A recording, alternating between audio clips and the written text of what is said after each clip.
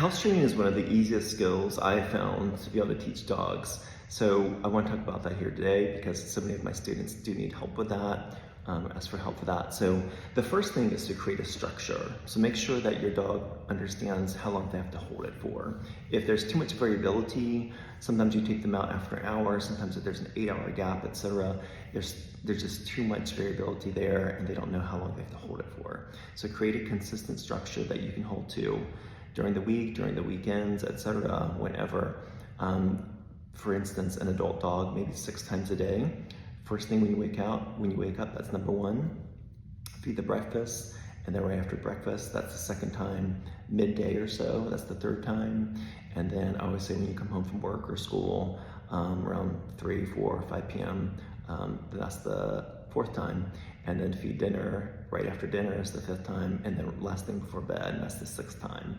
So having that consistent structure is gonna help you let them know how long they have to hold it for. And for a younger dog, a puppy, it might be like 12 times a day. So I can help build that with the student in between all those 6 times that we just talked about.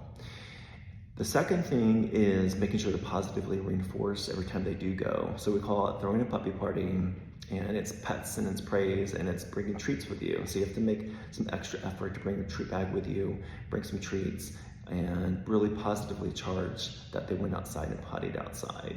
So that's a 100% of the time type of thing. If you only do it sometimes, it's only gonna be reinforcing some of the time. So make sure to reinforce all the time. So be outside with your dog when they're going, otherwise you'll miss the chance to reinforce them. The other thing is to make sure to not punish them, so to speak, for when they do go inside. You can certainly disrupt, but we're gonna not yell, scream at our dogs, and certainly not rubbing their faces in it. That's a really old thing that doesn't work, and if it did, then you wouldn't be asking me for help with it. So don't do that.